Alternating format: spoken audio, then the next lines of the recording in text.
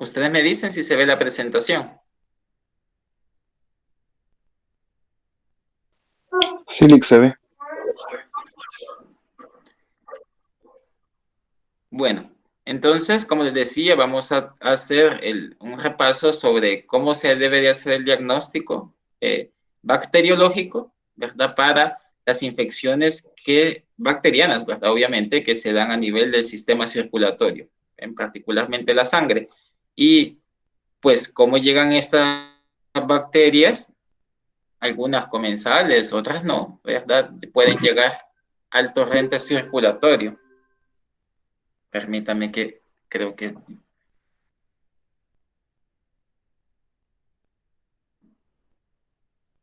sí, que la batería es la que está dando problemas.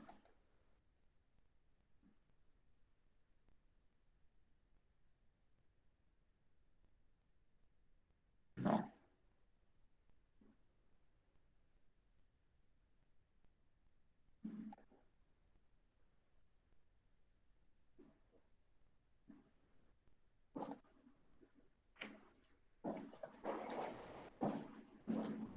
Entonces, bueno, lo que vamos a ver este día, interpretar el proceso diagnóstico bacteriológico de los principales agentes bacterianos causantes de septicemia y otros que no son buscados también de forma rutinaria, ya se darán cuenta cuáles son.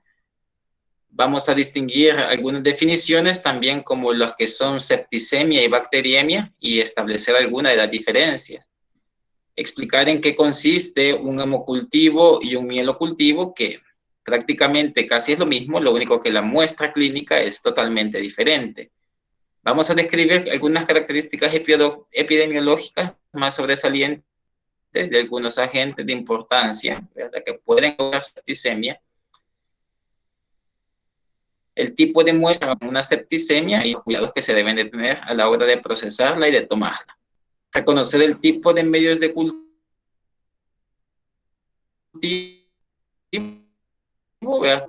para el aislamiento de agentes causales. Explicar el proceso de identificación de algunos agentes más frecuentemente relacionados a la septicemia y el respectivo reporte que se le hace al médico. Y algunos tipos de procesamiento de muestras, bueno, en casos específicos. Entonces, vamos a hacer una pequeña recapitulación de algunos términos antes de entrar de lleno a la parte del proceso diagnóstico, en el que, como les mencionaba, vamos a trabajar prácticamente en las infecciones que afectan al sistema circulatorio, en particularmente la sangre, que como ustedes sabrán y lo estudiaron en los primeros años, recordemos que la sangre es un líquido biológico estéril, al igual que la mayoría de líquidos biológicos que están presentes más que todos en cavidades. En este caso, la sangre está contenida dentro de la íntima de las arterias o venas o pequeños vasos, y como ustedes saben, pues todo lo que circula prácticamente dentro de la sangre se debería de considerar que es totalmente estéril. ¿Y qué? Recordando pues que también la sangre es un tejido como tal. A veces se nos olvida eso, ¿verdad? Lo único que es un tejido cuyo intersticio es totalmente líquido, entonces, y que las células están en suspensión, que prácticamente esa es la única gran diferencia. Y si nos recordáramos, pues también que es un tejido conectivo, ve que es un tejido conectivo especializado y como tejido como tal, pues también puede estar vulnerable a sufrir procesos infecciosos o que alguna bacteria, hongo, parásito o cualquier microorganismo pueda llegar al sistema circulatorio. Ahora, ¿cómo puede llegar la sangre a llegar a contaminarse con una bacteria determinada? Pues prácticamente se debe más que todo a la ruptura de membranas mucosas. Entonces, eso ya lo vamos a mencionar más adelante, más que todo relacionadas con los tipos de bacteriemia que son transitorias, pero o por mecanismos traumáticos también pueden entrar los microorganismos del ambiente o algunos de la flora, pueden ingresar al sistema circulatorio y causar una infección, ¿verdad? Una septicemia o bacteriemia, dependiendo del caso. Para algunos autores no hay diferencias entre bacteriemia o septicemia. Otros sí aplican diferencias, porque para algunos autores dicen que bacteriemia únicamente es la presencia o paso de bacterias en sangre. Hasta ahí. Pero en el caso de septicemia, no es solo tanto el paso de bacterias en sangre, sino también la manifestación de signos y síntomas clínicos, ya sea como fiebre, hipotensión, taquipnea, etcétera, o cualquier otro síntoma clínico, ya con manifestación sistémica. Entonces, que ya dichas manifestaciones sistémicas pues se deben a la presencia de las toxinas de las bacterias o a las citocinas producidas por las células del sistema inmune. Entonces, ya con eso podemos establecer dos diferencias entre bacteriemia y septicemia, ¿verdad? Entonces, bacteriemias únicamente es como el paso de bacterias o presencia de bacterias en sangre, pero la septicemia ya es un poquito más complejo porque ya está involucrada tanto la presencia de las bacterias en sangre, pero acompañado de manifestaciones del tipo sistémica, en donde cuyo signo quizás más particular y predominante es la presencia de fiebre. Entonces, el sufijo emia, cuando lo escuchen, que viene de la etimología griega, creo que es aima, que significa sangre. Entonces, no es únicamente aplicado a las bacterias, como se darán cuenta, sino también es aplicado a los otros microorganismos. Entonces, eh, vemos acá, por ejemplo, fungemia, entonces, que hace alusión al paso de hongos o presencia de hongos en sangre, viremia, presencia de virus en sangre, y parasitemia, ¿verdad? La presencia de parásitos en sangre. Entonces, no solamente es aplicado a bacterias, sino también a otros tipos de microorganismos. Y con este, por ejemplo, este de parasitemia que a veces ustedes lo malutilizan cuando hacen alusión a cargas parasitarias de, por ejemplo, de mintos intestinales. Entonces, a veces ponen, ya he visto en algunos trabajos que presentan y ponen parasitemias de Ascaris, ponen en conteos bajos, parasitemias bajas, ponen de Ascaris lumbricoides. Entonces, no puede ser porque los helmintos, en ese caso como Ascaris, no es un nemátodo que causa infecciones en sangre. Entonces, por eso fijémonos bien en el sufijo, en este caso vemos que dice emia, emia, emia. ¿Verdad? Entonces, hace alusión a los parásitos en sangre. ¿Verdad? Eso se los hago ver porque, pues sí, como un pequeño comercial para cuando lleven ya su diagnóstico parasitológico. Y el diagnóstico micológico, pues donde también van a ver algunas enfermedades que pueden causar fungemia también. Ahora, lo que ya les había mencionado, ¿cómo es que llegan estos microorganismos a un líquido totalmente estéril como lo es la sangre? Pues principalmente entran a través de la ruptura de las membranas mucosas. ¿Sí? Entonces, generalmente, pequeños traumatismos a nivel de la boca, como por ejemplo los que se realizan durante el cepillado o incluso durante la masticación de alimentos duros. Entonces, las membranas mucosas de la boca, por ejemplo, ustedes saben que la boca tiene millones de microorganismos que son parte de la microbiota. Entonces, pueden ingresar a la circulación. Pero en una persona normal, inmunocompetente, entonces estas pequeñas cantidades de microorganismos que puedan entrar a través del torrente circulatorio, entonces pueden ser eliminados por el sistema inmune, efectivamente. Y entonces, por lo tanto, no va a haber manifestaciones sistémicas. Pero si la proliferación bacteriana se da en mayor cantidad que la respuesta inmune, entonces ya el sistema inmune será incapaz pues de contrarrestar la infección en la sangre. Entonces eso depende cuando ya haya una ruptura del equilibrio entre la producción o proliferación bacteriana o el crecimiento bacteriano en sangre versus la respuesta del sistema inmune, entonces ya se va a dar una septicemia como tal. Ya no va a ser una bacteriemia transitoria como ocurre habitualmente todos los días, porque casi todos los días nos cepillamos y casi todos los días comemos, ¿verdad? Entonces, si se rompe ese equilibrio, pues pueden haber procesos ya infecciosos más serios. Pero también, no solo por pequeños traumatismos, también por traumatismos que son mucho más grandes. Recordemos en las intervenciones quirúrgicas también, donde haya ruptura de membranas mucosas, en alguna cirugía, en alguna herida.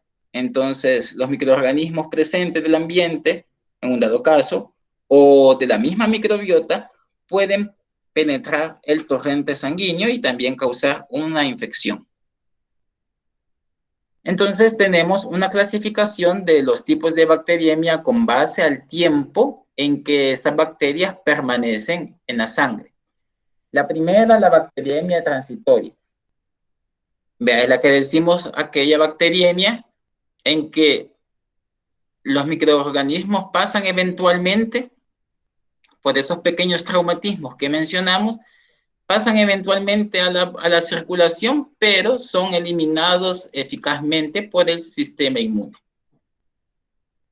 Una bacteriemia intermitente ya es diferente, puesto que las bacterias se liberan periódicamente a través de un foco infeccioso de manera periódica, por pequeños periodos de tiempo, a veces a veces comienza a liberar bacterias, pero a partir de un pequeño proceso infeccioso bien delimitado, circunscrito. Entonces, como lo pueden ser en infecciones que causen celulitis ya a nivel de piel, peritonitis ya a nivel del peritoneo, artritis séptica ya en la cuestión de las articulaciones.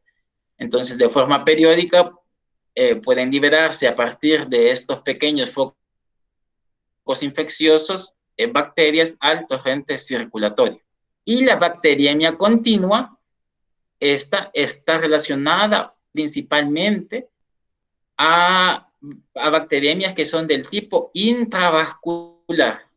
O sea, el proceso infeccioso como tal está en la íntima de las venas o arterias. O sea, dentro de la luz de las arterias o de las venas, entonces, en particular dentro de la íntima, o en el caso, por ejemplo, del corazón, pues puede ser del endocardio. Generalmente, más que todo, están relacionadas cuando son del tipo continuo a endocarditis bacteriana, ¿verdad? Que no es más que un proceso infeccioso bacteriano dado en la capa más interna del corazón, que ya saben que es el endocardio. ¿Se acuerdan que hay pericardio, ¿verdad? Hay miocardio y hay endocardio. Entonces, el endocardio es el que está en contacto con la sangre. Entonces, es el donde se pueden formar pequeñas vegetaciones, ¿verdad? Que ya las vamos a mostrar y que pueden causar esa bacteriemia continua. Y también puede ser del tipo continua cuando dispositivos médicos pues están infectados. ¿Qué tipo de dispositivos médicos pueden ser? Pues aquellos que estén en contacto íntimo con la sangre. Estamos hablando ya, por ejemplo, de catéteres venosos, por ejemplo, ¿verdad? O pueden ser también prótesis valvulares, ¿verdad? Ya sea aórticas o mitrales, etcétera. Cualquier dispositivo médico que esté en contacto con el torrente circulatorio, pues puede causar en un dado caso bacteriemia del tipo continua. Entonces, lo que les mencionaba referente a la endocarditis bacteriana, que si ustedes se fijan acá, este es un músculo, este es un corazón, pues que se ha partido en dos, y acá ven las válvulas cardíacas. No recuerdo bien si es una válvula mitral o una válvula tricúspide. Pareciera como que fuera tricúspide. ¿Vea? Y si ustedes se fijan, tenemos acá el crecimiento, estas que le llamábamos como vegetaciones, ¿ya? Se le llaman vegetaciones o excrescencias, ¿verdad? En el tejido cardíaco, en el endocardio, porque esto es el endocardio, que por A o B razón, el endocardio sufrió un proceso de ulceración, principalmente asociados a problemas ateromatosos, pueden ser, ¿ya? Entonces, si se hace una pequeña úlcera o una pequeña descontinuidad de la íntima, del endocardio en este caso, porque es endocardio, no es arteria o vena, entonces se puede hacer más vulnerable para que alguna bacteria que pase de forma intermitente o de forma transitoria, mejor dicho, como en el cepillado, por ejemplo, entonces pase por esa pequeña úlcera que se formó y quede alojada. Entonces, se queda alojada en el endocardio y ya después se da un proceso ya tromboembólico como tal, ya empieza a haber agregación de plaquetas, el crecimiento bacteriano mismo, acúmulo de fibrina, células inflamatorias. Entonces, todo eso conjugado hace esta vegetación como tal. Entonces, todos esos elementos que les he mencionado, pues constituyen prácticamente una vegetación que se puede observar en el endocardio. Entonces, lo que mencionábamos de que a qué tipo de bacteriemia está relacionada la presencia de la endocarditis, porque esto ya sería una endocarditis bacteriana. Entonces, ¿qué tipo de bacteriemia nos puede causar este tipo de endocarditis? Continua. Continua, exacto. ¿Vea? Porque el tipo de bacteriemia en base al tiempo. ¿Vea? Entonces, es continua. ¿Vea? Porque ya decimos de que las válvulas están en contacto con la sangre, entonces se van a soltar pues, bacterias que están proliferando dentro de esta vegetación y se van a pasar al torrente sanguíneo. Entonces, por eso también los hemocultivos, pues, no solamente sirven también para el diagnóstico, ¿verdad?, de procesos infecciosos bacterianos propios de la sangre como tal, sino también hasta nos pueden dar el agente etiológico de una endocarditis. Entonces, por ejemplo, algún médico le llegará a preguntar a ustedes, por ejemplo, mire, ¿y qué prueba de laboratorio podemos hacer para saber el agente infeccioso que puede estar esta endocarditis bacteriana, esta endocarditis, ¿verdad? Que estoy viendo yo aquí en una ecografía cardíaca.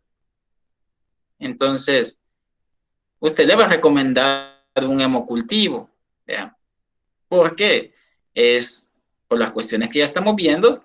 Saben ustedes que las bacterias se estarán liberando en el torrente circulatorio. Sería totalmente equivocado decir vamos a hacer una biopsia cardíaca. Entonces, casi inviable eso de que va a sacar una biopsia del endocardio. También tenemos otros tipos de clasificación con los tipos de bacteriemia con base al origen de la infección. Entonces, tenemos que hay bacteriemias que son primarias. Estamos diciendo cuando las bacterias ingresan directamente al torrente circulatorio. O bacteriemias secundarias cuando un proceso infeccioso primario genera una bacteriemia. por complicaciones de la infección del foco primario y que esto quizás las bacteriemias secundarias pues son como las más habituales. Entonces, infecciones maltratadas del tracto genitourinario o de neumonías o gastrointestinales. Entonces, como no se han tratado adecuadamente, entonces llega un punto en que la infección se descontrola y pues llega al torrente circulatorio. También podemos tener otra clasificación de bacteriemias, ¿verdad? De acuerdo en el lugar donde se adquirieron. Aquellas que se pueden adquirir en la comunidad, o sea, en nuestro ambiente o fuera del hospital, y aquellas que son de índole nosocomial, ¿verdad? Que esas ya son propiamente las que se adquieren en los hospitales. También algunos emplean el término de infecciones metastásicas. Entonces, pero esto no quiere decir que una infección que está en un foco primario A pasa a otro órgano B por el torrente circulatorio. Como por ejemplo que tuviéramos una infección al nivel del pulmón, que tuviéramos una neumonía. Entonces, en un caso puede ser que no se trató muy bien la neumonía o se complicó y pues pasa al torrente circulatorio, los microorganismos que están causando esa neumonía y pues se pueden llegar a implantar en otro órgano, ¿verdad? Como por ejemplo pueden ser las meninges del cerebro y ya no es neumonía, ya es septicemia y ya está meningitis. Entonces, eso también puede pasar.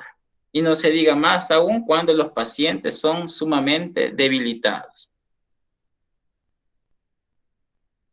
Tenemos también acá otra clasificación en la que podemos ver los tipos de infección del torrente circulatorio, del torrente sanguíneo.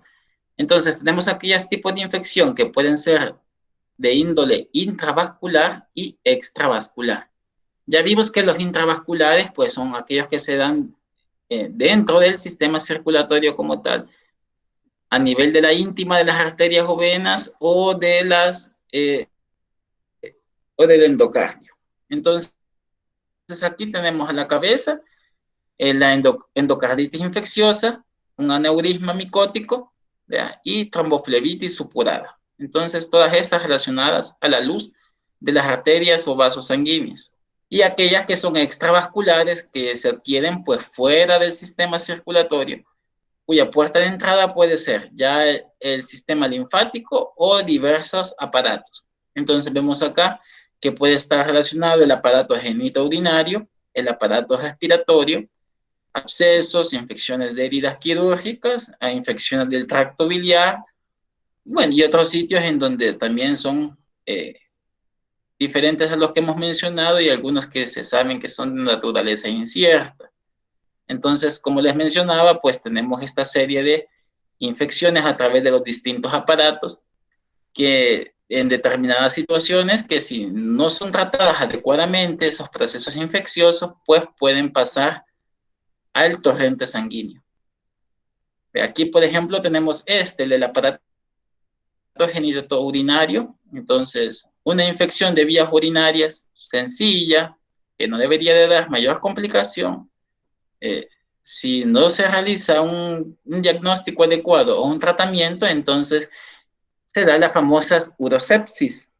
¿Ya? Entonces, cuando veamos eso de las infecciones de las vías urinarias, se van a ver los tipos de infecciones de vías urinarias, que a veces es una simple cistitis, una pequeña infección a nivel de la vejiga, pero las bacterias prácticamente caminan y van subiendo ya la vejiga, van subiendo uréteres, ya hasta llegan al parénquima renal, etc. Y allá después, cuando llegan al parénquima renal, ya se vuelven pielonefritis.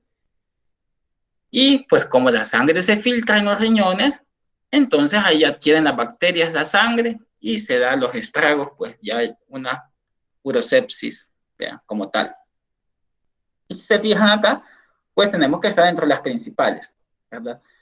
No es la única, ya no es la única, pero está dentro de las principales. Ahora, tenemos acá un listado donde podemos observar aquellos microorganismos que se aíslan con frecuencia a partir de hemocultivos.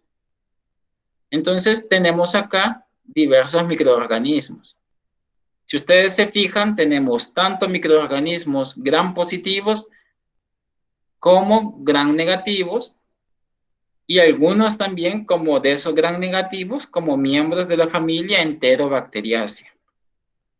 Entonces tenemos acá dentro de los gram positivos, si ustedes se fijan, tenemos a Staphylococcus aureus, los Staphylococcus coagulasa negativos, especies de Enterococcus, Streptococcus pneumoniae y Streptococcus del grupo Viridans o Streptococcus del grupo Viridans.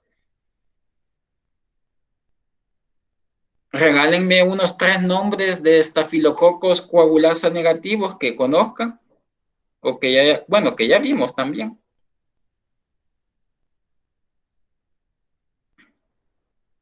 Que tal vez puedan ser aislados de la sangre.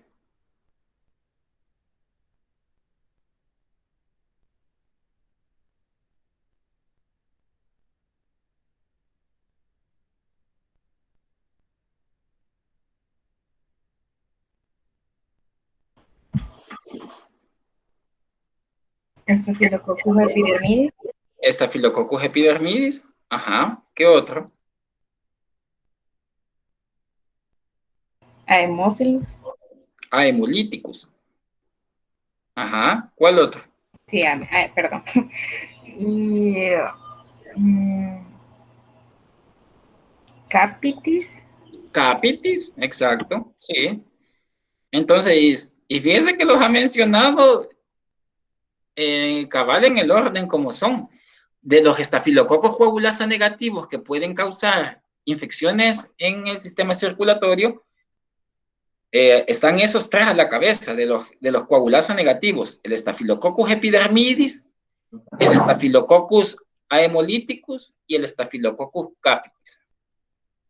Si se llegaran a aislar otro tipo de estafilococos coagulasa negativos, como creo que el Lugdunensis, Saprophyticus o cualquier otro, entonces nos haría pensar más que estamos ante algún tipo de contaminación.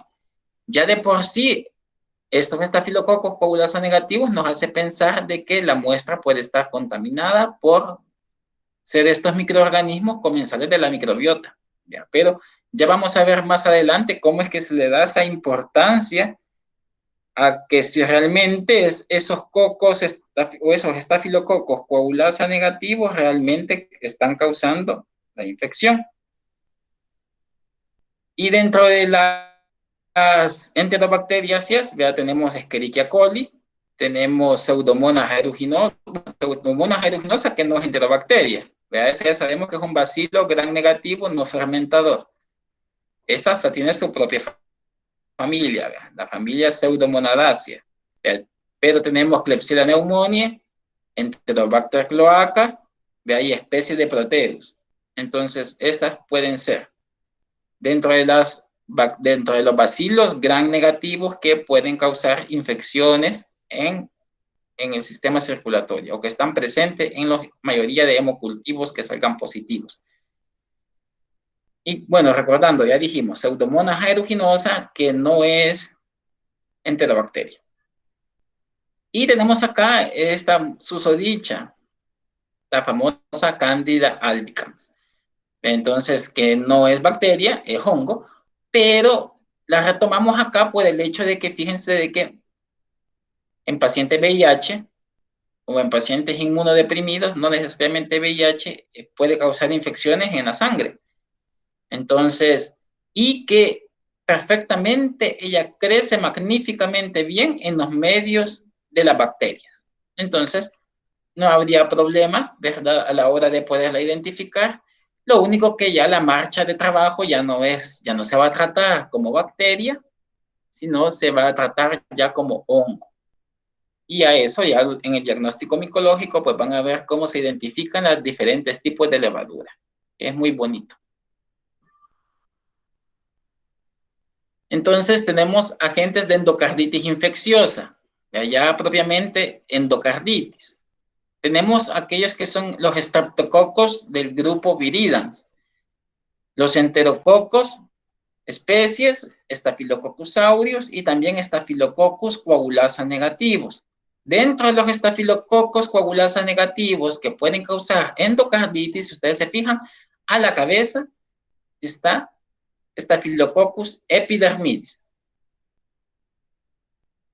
Y si ustedes se fijan acá, eventualmente también pueden estar especies de pseudomonas también causando, ¿cómo se llama? Endocarditis. ¿Ya? Pero fíjense bien, todos estos tipos de microorganismos, que si ustedes se fijan acá, ¿qué tienen en particular estos primeros de acá? ¿Qué tienen en común?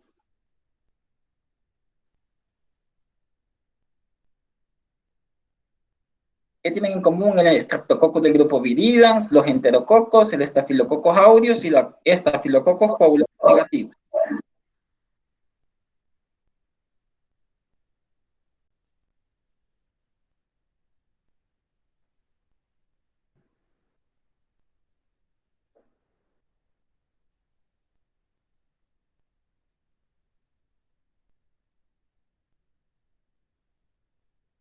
Que son gran positivos.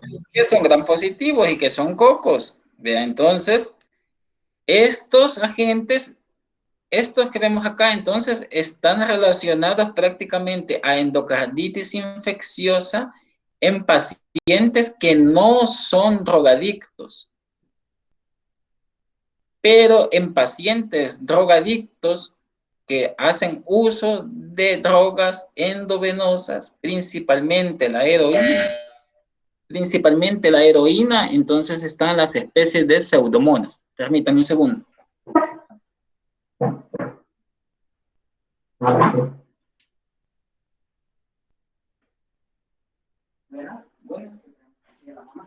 Muchas gracias.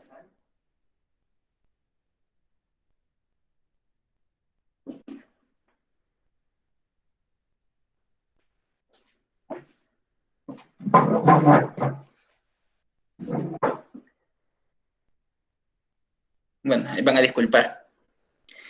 Entonces, no sé en qué me quedé, perdón, ya perdí el hilo. ¿Qué pseudomonas se va a encontrar en pacientes drogadictos?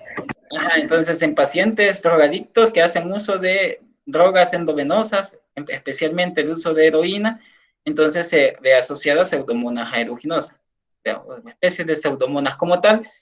Y en los demás, los cocos gran positivos que tenemos acá, pues tenemos estos. Si ustedes se fijan, los estreptococos del grupo Viridans, ¿alguien se recuerda cuál es el nicho ecológico de este tipo de estreptococos? ¿A dónde se encuentran habitualmente? De forma normal.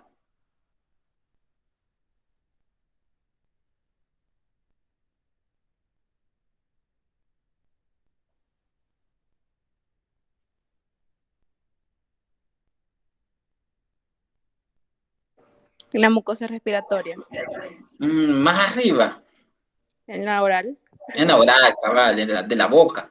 Vean, los estreptococos del grupo Viridans son estreptococos de la microbiota de la boca. Si ustedes se recuerdan, hasta vimos este Streptococcus mutans, por ejemplo, relacionado a la formación de placa bacteriana. Vea, y también tenemos al Streptococcus sanguis. Vea, entonces, lo que les estaba mencionando al inicio, que si por A o B situación tenemos un endocardio dañado, porque son fumadores, porque tienen problemas arterioscleróticos, ¿ya? Entonces, y hay un daño ya en el endocardio, entonces, por A o B situación, que haya una pequeña laceración en la mucosa de la boca, entonces pasan al torrente circulatorio, pero se van a quedar pegados prácticamente a ese daño en el endocardio y pues van a producir lo que ya vimos en las diapositivas anteriores respecto a la formación de esas vegetaciones ¿verdad? O de acúmulo de bacterias, de plaquetas, de fibrina y de células inflamatorias que causan y que forman esa vegetación en el endocardio. Ahora tenemos también agentes comunes de bacteriemia, pero que están asociadas al uso de catéteres intravenosos. Entonces, también tenemos siempre, si ustedes se fijan acá, a los estafilococos coagulasa negativos. También a la cabeza puede estar Staphylococcus epidermidis. También tenemos Staphylococcus aureus, a miembros de la familia Enterobacteriaceae, a Pseudomonas aeruginosa también. También tenemos hongos siempre a la cabeza, las levaduras del género Cándida, ¿verdad? Y algunos bacilos gram positivos, como algunos corineiformes, como Corinebacterium, ¿verdad? Generalmente cuando aislamos corineiformes del torrente sanguíneo o también bacillus que no sean del tipo anthracis en la sangre, entonces estamos pensando a que es una muestra contaminada, que se contaminó con corineiformes de la microbiota de la piel, ¿ya?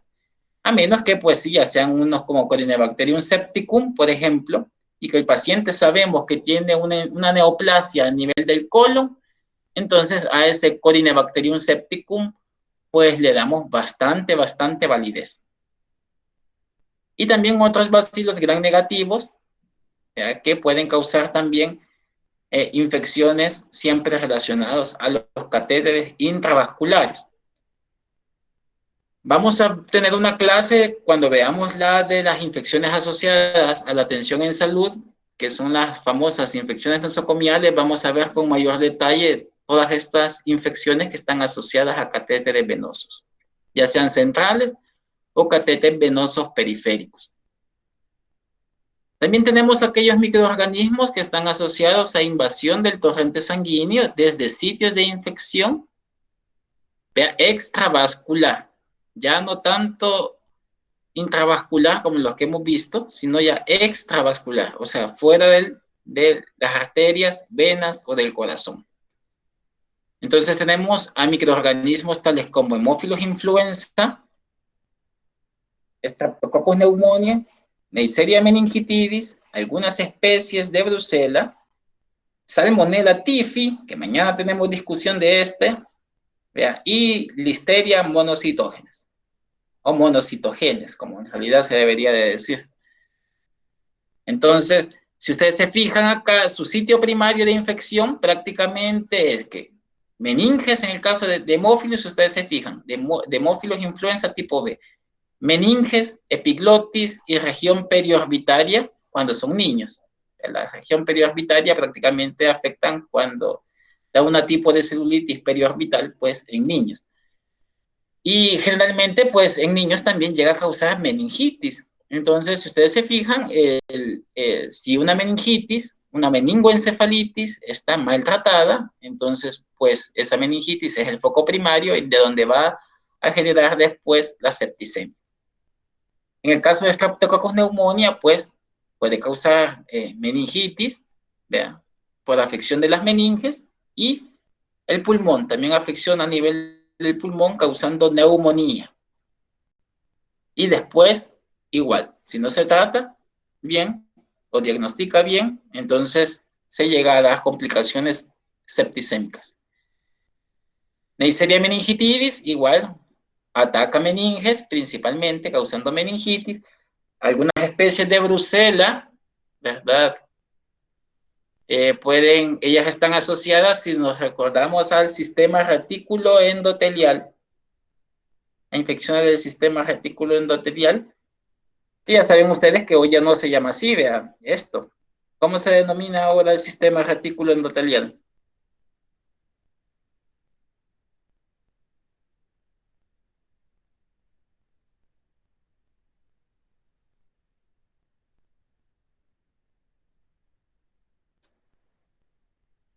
¿No se recuerdan cómo se denomina ahora?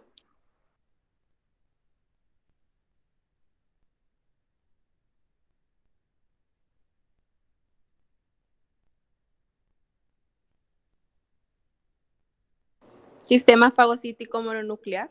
Bravo, sí, así se le denomina. Ve, entonces, ya van a ver que hay infecciones de que dicen que son prácticamente del sistema fagocítico mononuclear. Entonces, en esta tenemos, por ejemplo, las infecciones por brucela, las infecciones por Salmonella typhi, algunos hongos como por ejemplo Histoplasma capsulatum y otras bacterias tal vez que se me escapan ahorita, pero dentro de estas quizás Salmonella typhi, brucela y este hongo que les mencioné, pues afectan el sistema retículo endotelial. Vea que ya no se llama sistema, ya no se llama así, sino decimos ahora sistema fagocítico mononuclear. ¿Vea? Porque afectan monocitos y macrófagos. Entonces acá tenemos Salmonella typhi, como nos van a explicar los compañeros el día de mañana. Entonces van a ver cómo esta infección, pues obviamente ya vimos que afecta primordialmente el intestino delgado, pues da infección a nivel del tracto gastrointestinal, y dentro de su patogenia, pues los ganglios linfáticos que están presentes en la región mesentérica, pues llevan estas bacterias y hace que disemine a través del sistema circulatorio, pues el sistema linfático, hasta desembocar pues al sistema retículo endotelial. Y ya después por eso tenemos los cuadros de septicemia causados por Salmonella typhi. Entonces ahí nos van a explicar ellos, vean, cómo es el diagnóstico y todo lo demás, ¿verdad? De la fiebre tifoidea y de la salmonelosis. Y también vemos aquí a Listeria monocitógenes, vea que también primordialmente causa cuadros de meningitis, vea, pero igual puede llegar a causar infecciones a nivel del sistema circulatorio.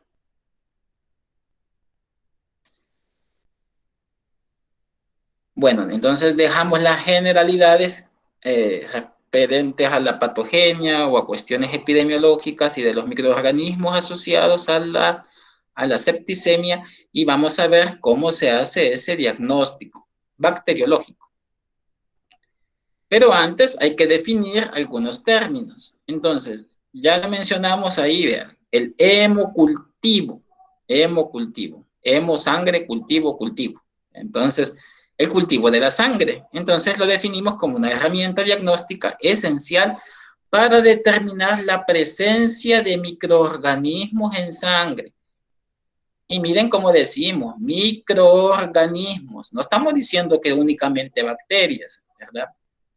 Hay hemocultivos para hongos, hay hemocultivos para parásitos, hay hemocultivos para bacterias anaerobias estrictas y hay hemocultivos pues para bacterias aeróbicas o facultativas, que son con las mayorías que tratamos nosotros. Entonces, para que lleven en mente de que el término no está únicamente asociado a bacterias.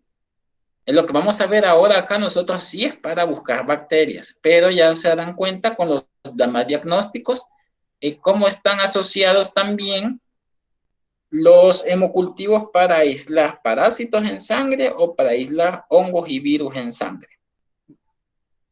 Y también tenemos el término mielocultivo, ¿vean? Que no es el cultivo de la miel de abeja, ¿vean? Sino es el de la médula ósea.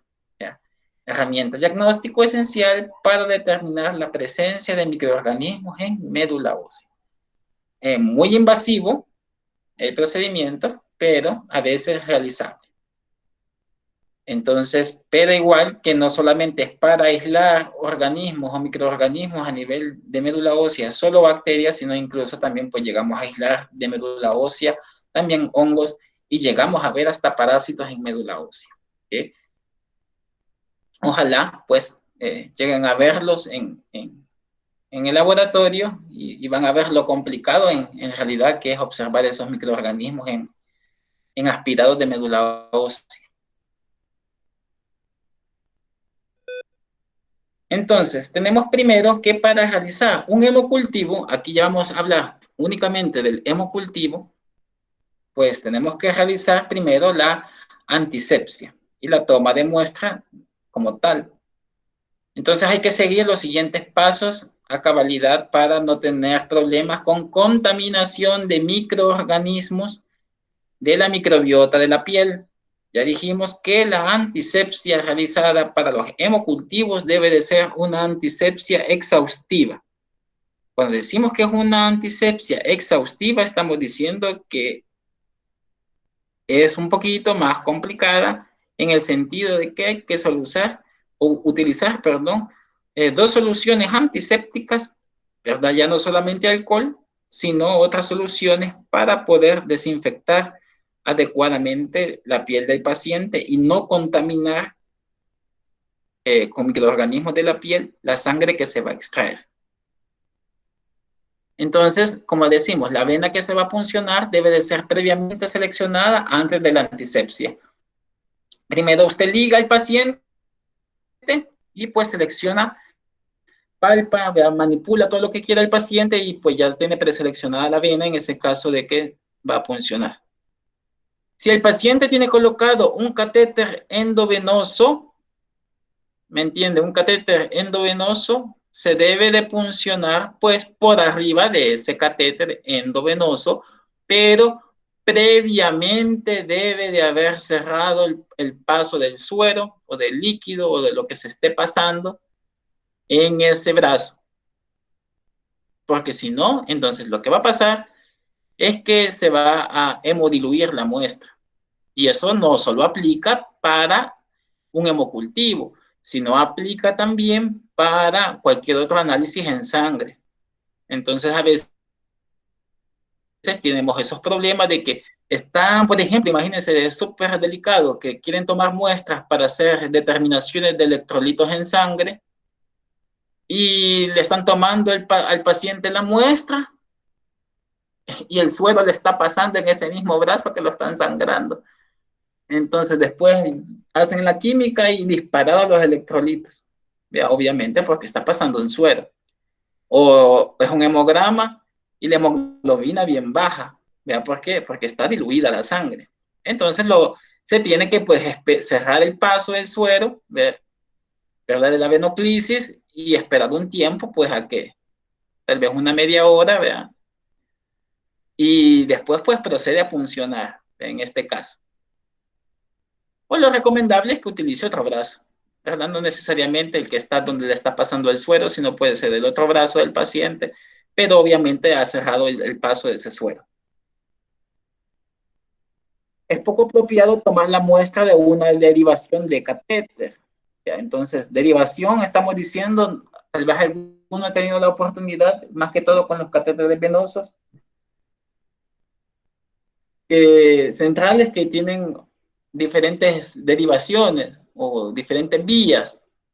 Entonces, porque en una de ellas se toma la presión venosa, en otra se le está aplicando algún medicamento, y por no quedar pinchada al paciente, entonces a veces la gente prefiere utilizar el catéter, una derivación del catéter, ¿ya? Pero no es recomendable en este caso, ¿verdad? Porque se dice generalmente de que este catéter ya puede estar colonizado por microorganismos de la piel y la muestra que va a obtener pues puede contaminarse. A menos que se esté estudiando una septicemia asociada al catéter, entonces sí, ahí sí va a proceder.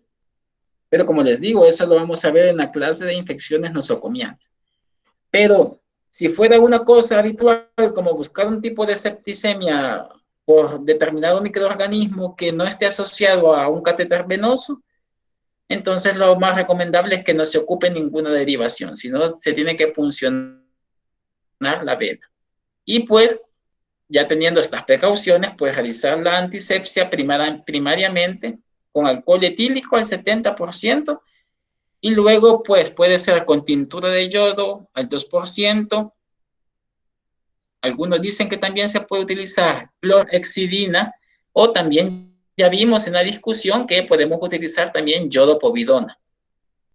Ahora, lo que recomiendan es que, si ustedes se recuerdan, la tintura de yodo pues tiene tiempo de acción. Puede andar, no me recuerdo si era 2 minutos o 1 minuto. cuando lo mencionan en la discusión. Pero entonces hay que dejar que actúe la tintura de yodo para después removerla con el alcohol. Y realizar, pues, dependiendo como veamos el paciente, pues, varias veces esa antisepsia con ese juego de alcohol, tintura de yodo, alcohol, tintura de yodo, alcohol. Al final siempre retira con alcohol, porque la tintura de yodo, pues, obviamente le va a dejar manchada la piel, ¿ve? Entonces, ya el último paso tiene que terminar siempre con alcohol, ¿vea? Para poder ya visualizar, pues, bien la vena. Y ya saben, ¿verdad? Del centro a la periferia, del centro a la periferia. Así se debe de realizar la antisepsia. Entonces, ya cuando tiene colectada la sangre en su jeringa con aguja, ¿ya? Entonces, ya previamente se estableció de que la sangre que va a vertir a un medio de cultivo primario, que el medio de cultivo primario en el cual se va a inocular la sangre que ya colectó es un caldo, debe de tener ya la relación óptima entre 1,10 o 1,20. Entonces, nosotros nos hemos casado con esta, que es la de 1:10. Entonces, la relación sangre-medio de cultivo, que ya dijimos que es un caldo, debe de cumplir una proporción de 1:10. Ese es lo más habitual. Y el máximo de volumen que se debe de extraer, pues tendrá que ver también con el tipo de paciente, ¿verdad? O la capacidad de los frascos que se puedan utilizar. Esto de la relación 1:10 lo estamos hablando cuando usamos medios de cultivo de rutina en el laboratorio que no sean comerciales, que no sean comerciales. Y una consultita con respecto a eso. Dígame. ¿Y en los bebés, cómo debe ser? Ajá, buena pregunta. Entonces, hay, por ejemplo, si los sistemas de identificación que se tienen son automatizados, pues hay frascos para hemocultivos pediátricos. Y hay frascos para hemocultivos de adultos. Pero en un dado caso no se tenga, entonces, pues debe de tener volúmenes de caldos que sean pequeñitos, pero debe de hacer esa regla de conversión, esa regla de 3 que tenemos que utilizar para saber qué cantidad de sangre ponerle. Porque generalmente, por ejemplo, para un paciente adulto tenemos un caldo de tripticasa soya, por ejemplo, con 20 o 18 ml, 18 ml de caldo. Entonces, para que se cumpla la relación 1:10, debería yo de agregarle 2 ml de sangre. Pero usted bien menciona, y si fuera un neonato, o un paciente bien pequeñito, y no le puedo sacar tanta cantidad de sangre, entonces yo debo de hacer esa conversión y utilizar menos caldo, pero utilizar la cantidad de sangre adecuada para que se cumpla esa relación. No sé si me doy a entender. Sí. Vean, entonces, obviamente, entonces tiene que ocupar un volumen de caldo menor y una cantidad de muestra menor, pero eso lo va a ver cuando haga la relación. Vea, eso lo vamos a ver cuando veamos lo del laboratorio para ver cómo podemos sacar esa relación 1:10. Ahí lo vamos a dejar más claro. Pero si en un dado caso utilizáramos frascos para equipos automatizados, ahí sí, gracias a Dios, no hay problema porque el frasco nos dice cuánta sangre hay que ponerle. Pero vamos a tener la precaución de ver si el frasco es pediátrico o el frasco es para adultos. Eso sí nos va a decir el frasco.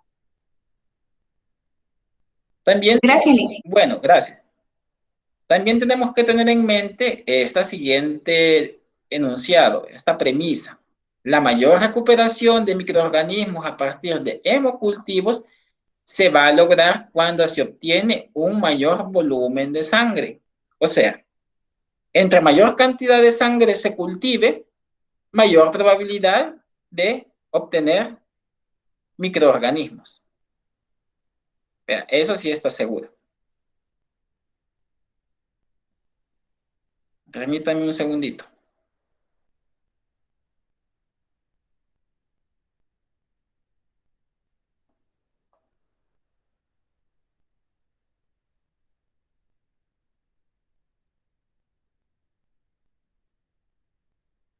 Bueno, entonces ya cuando hicimos esa extracción de sangre, ya se sabe lo que se va a sacar, ya dijimos, sea adulto o sea un niño. Si se tienen frascos para equipos de lectura automatizada, pues vamos a ver que estos frascos tienen un taponcito de goma en la punta y debe de ser previamente desinfectado con una torunda con alcohol antes de trasvasar la sangre colectada al frasco. Vea, entonces luego esta se va a inyectar la sangre y se mezcla rápidamente por inversión. Al igual que cuando toman los tubos para hemograma o para química, entonces eso debe de ser bien importante que al nomás hacemos ese traspaso de la sangre a la botella, en este caso para lectura automatizada, entonces se debe de agitar rápidamente, ¿ya? Por inversión. Y si se tienen caldos convencionales que no sean para equipos automatizados, pues debe de procesarse cerca siempre del área del mechero. Debe de flamearse la boca de los tubos, porque generalmente son tubos o frasquitos, botellitas, y pues se quita la aguja de la jeringa y se vierte su contenido. Y al igual, perdón, y al igual que los frascos para lecturas automatizadas, pues debe de mezclarse rápidamente por inversión. Porque si no hacemos esta mezcla del caldo con la sangre rápidamente, a que se homogenice la sangre y el caldo, pues se van a formar coágulos de sangre. Y las posibles bacterias que pueden estar presentes, entonces pueden quedar atrapadas en esos coágulos de sangre y no van a crecer en el caldo. Entonces, acá en estas imágenes ustedes ven, tal vez algunos ya tuvieron la oportunidad de ver los frascos para hemocultivo que tenemos acá, que son para equipos automatizados de lectura, que le llamamos coloquialmente las botellas, decimos botellas para hemocultivo. Entonces, ustedes se fijan acá, entonces acá tiene ese taponcito de goma que mencioné, que se le quita esta tapadera y se limpia con una torunda con alcohol y algodón, ¿vea? Entonces, para inyectarle directamente la sangre al frasco. Y cuando se tenga ya vertida, entonces se homogeniza, ¿vea? Por inversión, para que no se llegue a formar coágulos. Y cuando no tenemos esto, pues tenemos esto, ¿verdad? Aquellos frascos que son para hemocultivo. Miren, ustedes se fijan, aquí dice adulto, miren este grandote es para adulto y este chiquito es para niño. Entonces, lo que se debería hacer, bueno, en este caso que este cierre es hermético, también aquí es inyectada la sangre, pero cuando se trabaja en tubos, puede hacer lo otro, de que no tengan estos frascos tampoco. Entonces, cuando es con tubo, se debe de flamear la boca de los tubos, ¿verdad? Quitarle, ahí sí le quitamos la aguja a la jeringa y por las paredes de los tubos depositamos la sangre que se colectó y que no se nos olvide, pues, después de que le pusimos la sangre, vea, flamear otra vez la boquilla, tapar el tubo y homogenizarlo, vea, a modo de que la sangre se mezcle correctamente con el caldo, para evitar la formación de coágulos. Cuando utilizamos dispositivos para colección de sangre, recolección de sangre por métodos al vacío, que es lo que conocemos como el famoso método Bakutainer, entonces sabemos de que los frascos para hemocultivo serán los primeros que se deberán de colectar antes de todos los demás tubos si tiene más análisis el paciente.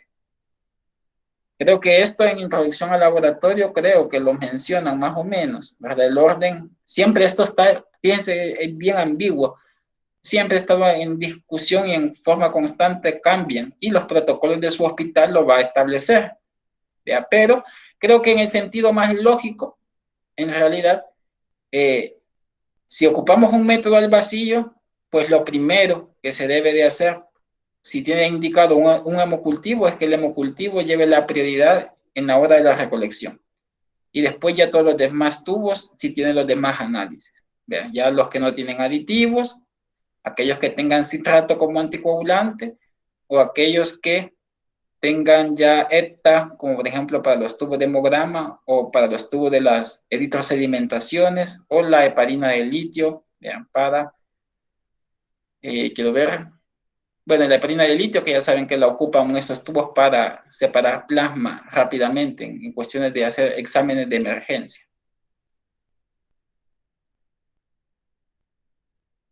Pero el hemocultivo va primero.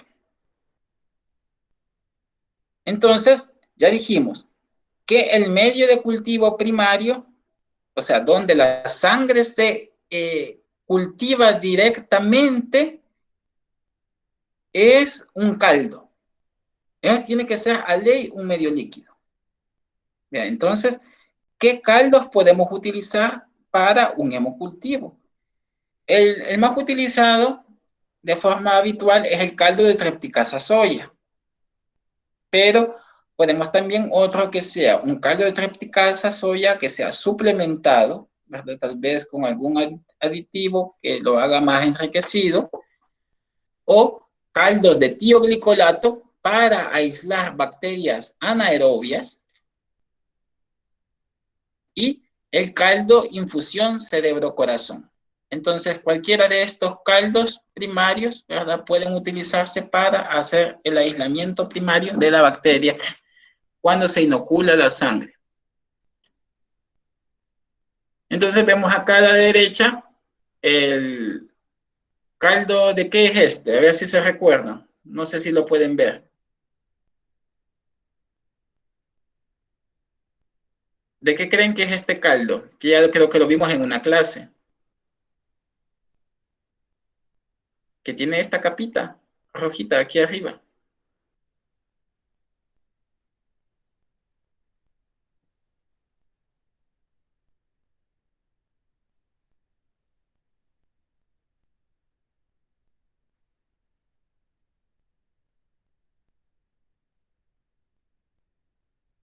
Cuando vimos los medios de cultivo mencionamos de que había un caldo de que tenía pequeñas proporciones de agar, pequeñas porciones de agar.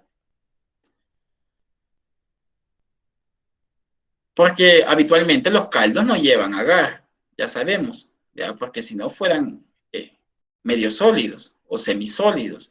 Pero en el caso del caldo de tioglicolato, pues ya habíamos dicho de que se le agregaba una pequeña porción de agar, vean, para disminuir la tensión superficial del oxígeno, ¿vea?, para que el oxígeno del ambiente no pase al fondo del tubo.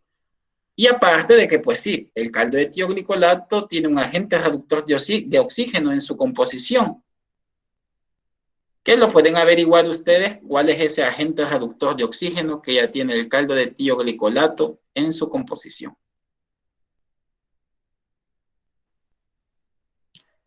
Entonces, la incubación de ese caldo con esa sangre, ya mezclada previamente y homogeneizada, se va a efectuar a 35 o a 37 grados centígrados en atmósfera aerobia y se observarán los caldos cada 18 a 24 horas.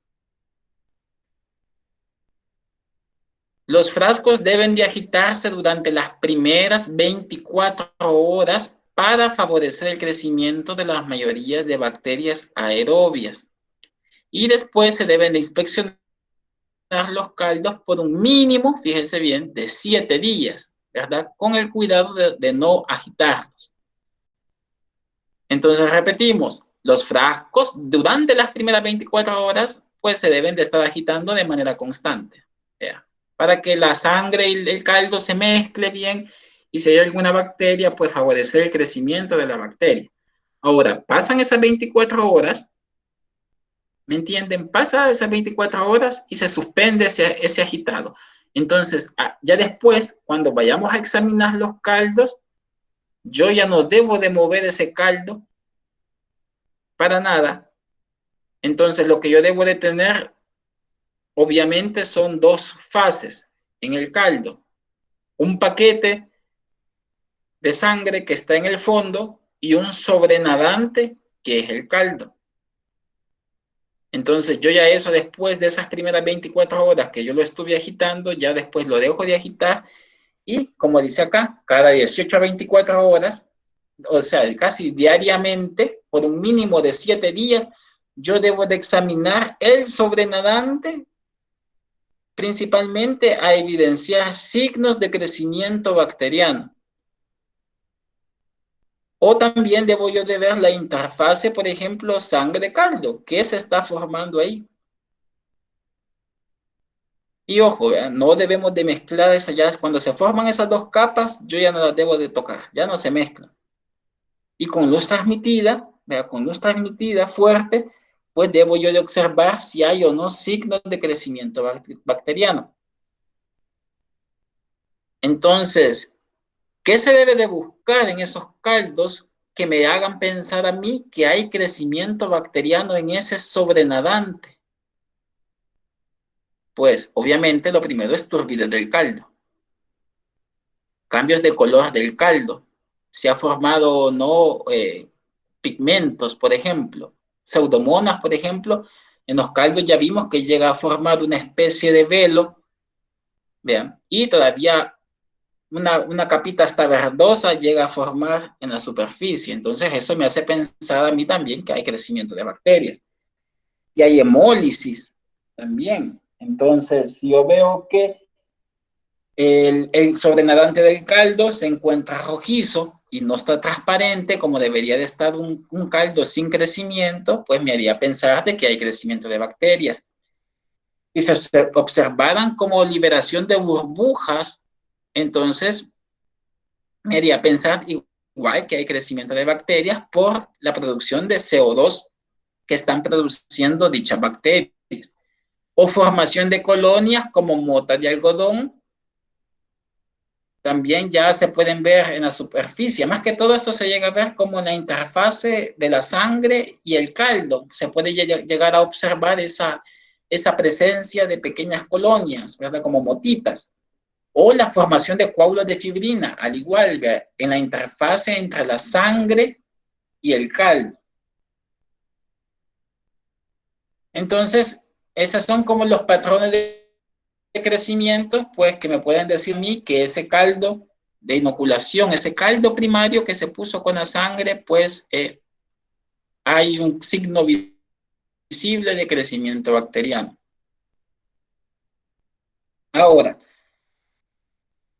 si yo observo ese caldo que pasaron por lo menos 7 días, es como el tiempo mínimo, algunos pueden decir hasta 15 días, pero lo recomendable es que sean 7 días de incubación de ese caldo que se tiene que examinar diariamente, o cada 18 a 24 horas, como ya vimos. Si yo no observo signos visibles de crecimiento bacteriano, que los acabamos de mencionar, si no observo ninguno de esos signos y ese caldo, ese sobrenadante, se encuentra translúcido, claro, sin turbidez, sin nada, entonces el hemocultivo es negativo. ¿Vean? Entonces, se puede liberar así el resultado, pero otros sugieren de que para poder liberar esos resultados, pues se tienen que realizar los subcultivos.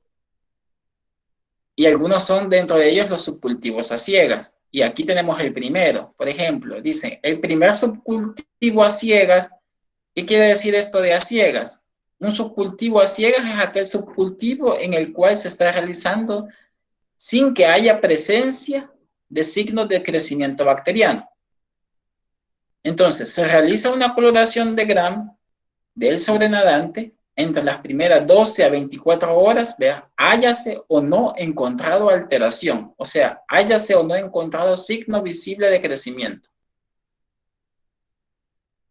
Y el segundo subcultivo a ciegas se va a realizar después de hacer también una coloración de Gram de ese sobrenadante a los 7 días. Ahora, ¿por qué será que se hacen estos subcultivos a ciegas? ¿Alguien se imaginará por qué se hace esto?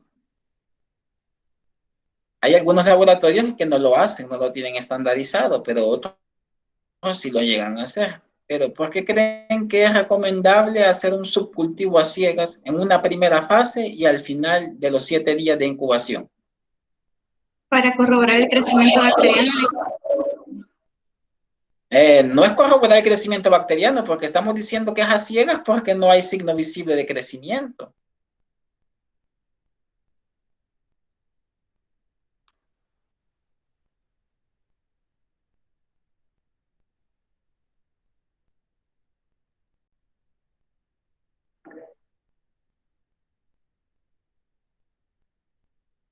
No veo ese chat ahorita.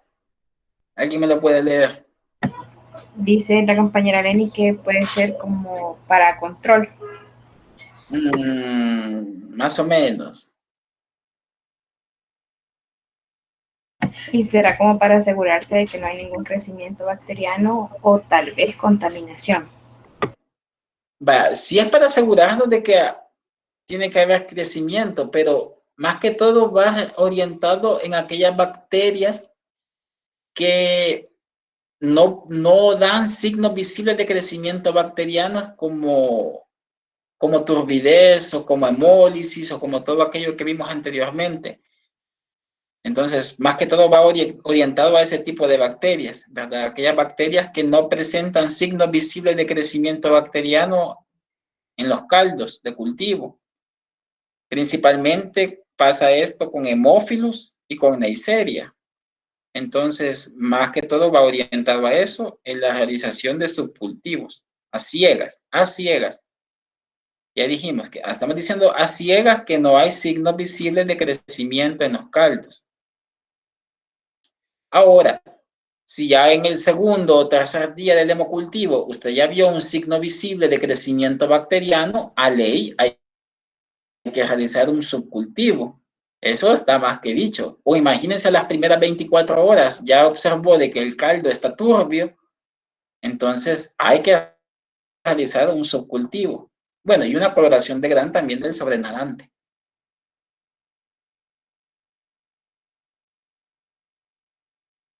Entonces lo que estamos poniendo acá, decimos, si en los intervalos decimos del primero al séptimo día hay algún signo visible de los que ya mencionamos, ¿verdad?, que evidencien el crecimiento bacteriano, se procede a la realización de los siguientes subcultivos, del subcultivo, que ya no es a ciegas, ¿verdad? Aquí ya no es a ciegas, porque ya nos dio un precedente de que ya hay crecimiento bacteriano en el caldo. ¿Cómo se va a realizar este subcultivo? Bueno, si es una botella, en el caso de un frasco automatizado, que ya lo vimos cómo son, si se recuerdan, un frasco cerrado, pues también se va a desinfectar la torunda, la goma, ¿verdad? Con una torunda con alcohol nuevamente, ¿verdad? Luego se homogeniza la botella, ¿verdad? Igual que la sangre esté en contacto con el caldo, a modo de que ahora sí se tiene que mezclar todo, ¿verdad? Todo nuevamente, y luego con una aguja con jeringa, ¿verdad?, se extrae un pequeño volumen, más o menos de 12 cc, y se vierte una gota en cada placa de los medios, en los medios de cultivo que ya vamos a ver cuáles son. Y bueno, luego por método de estrella se va a esparcir el inóculo sobre toda la placa. En cambio, si el caldo está en tubo, este no se va a agitar.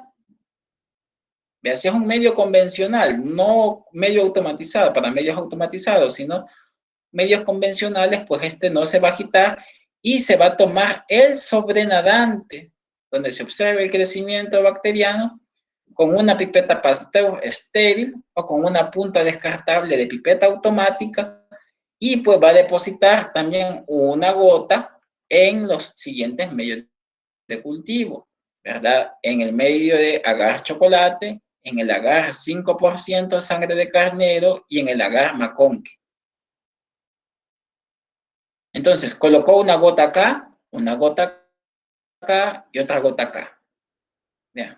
Entonces, por método de estrellas, que ya vimos cómo se hace, entonces se esparce todo el inóculo, ¿verdad? Por estos medios de cultivo, se estrella bien, ¿verdad? Sin romper el agar y todo lo demás. Vea, y aquí en el agar sangre, pues por naturaleza dijimos que hacemos algunos pinchones también, ya que ya vimos para qué microorganismos lo hacemos. Entonces, eso es lo que se hace ya en el propio subcultivo. Vea, agarras chocolate, agarras McConkey y agarras 5% sangre de carnero.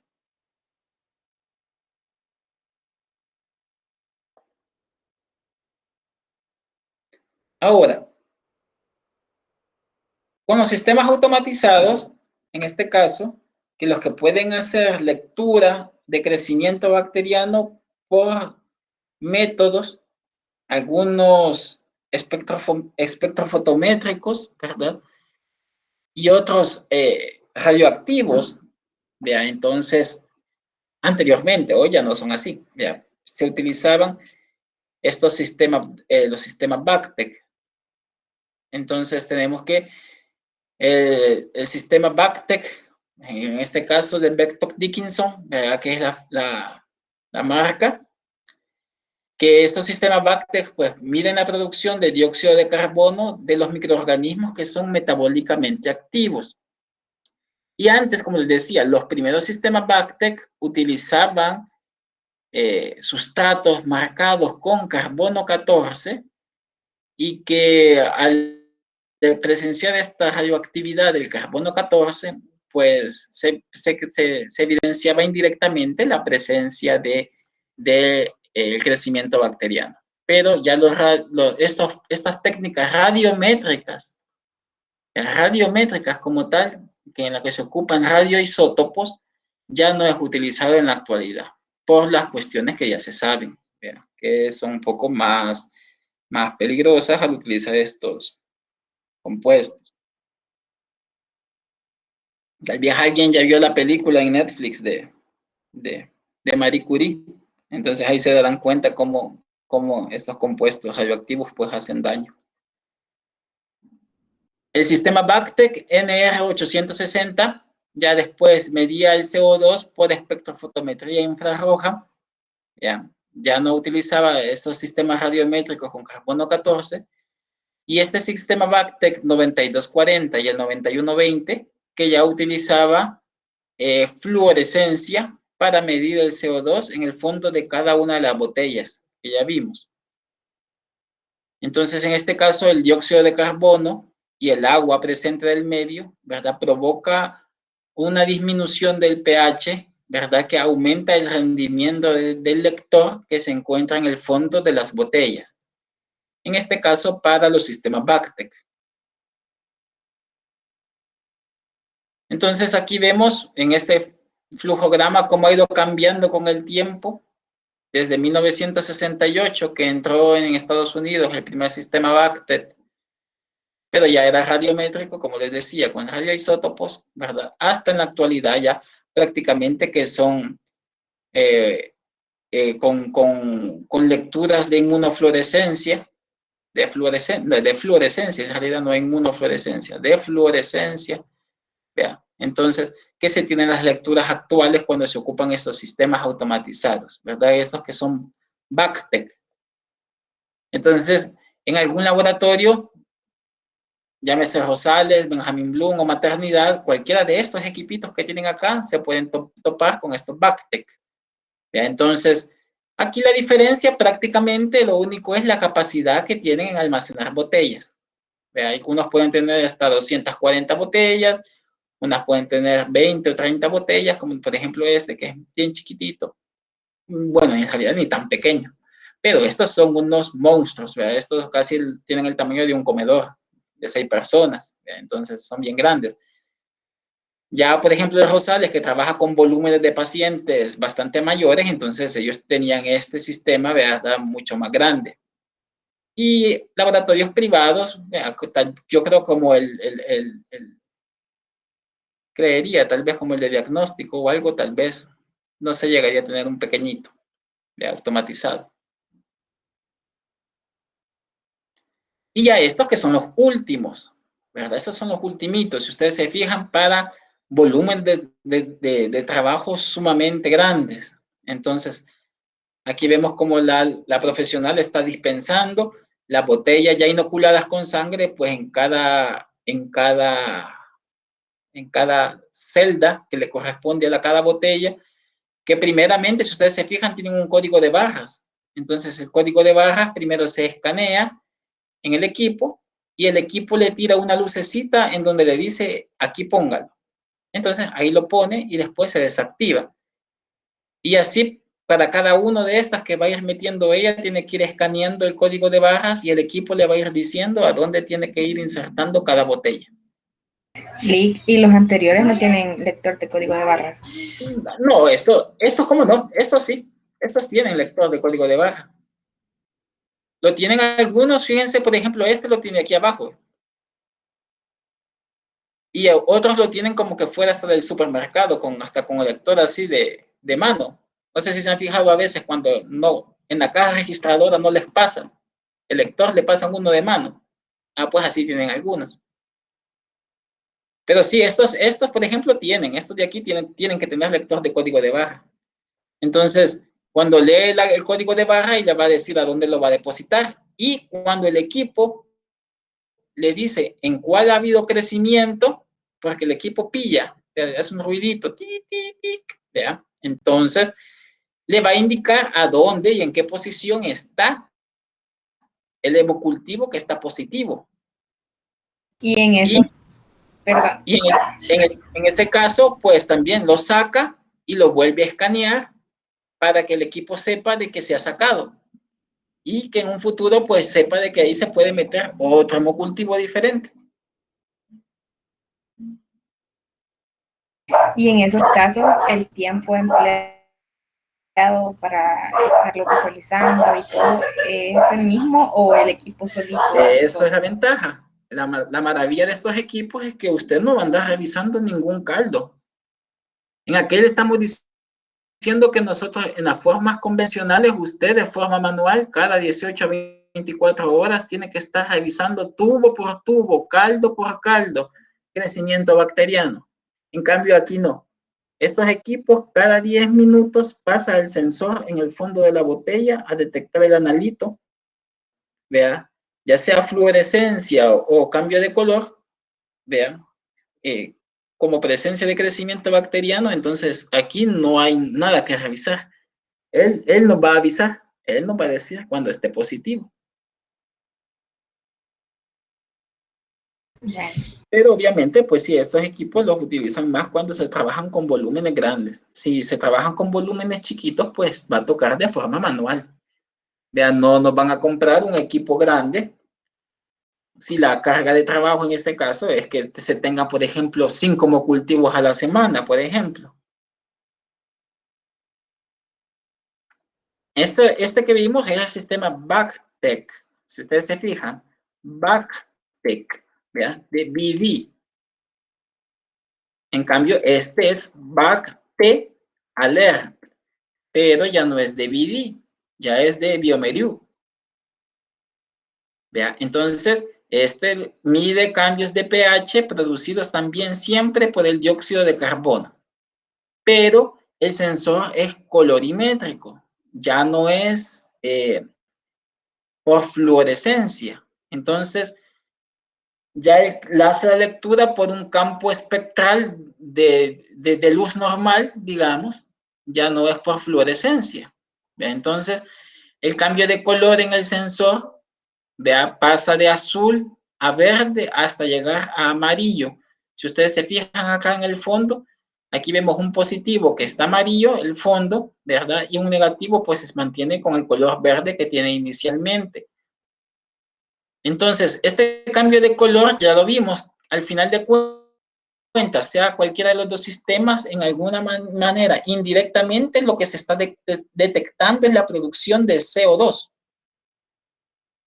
¿Vea? Entonces, ya sea por fluorescencia, perdón, ya sea por fluorescencia o por colorimetría, entonces se saca la positividad del medio. Entonces aquí con el fotodiodo de que está en la parte inferior, que hace la lectura cada 10 minutos en los dos equipos, entonces como cada 10 minutos está revisando este fotodiodo, entonces él hace la lectura y ahí cuando ya hay, según el programa que tenga, pues él le va a indicar si está positivo o no.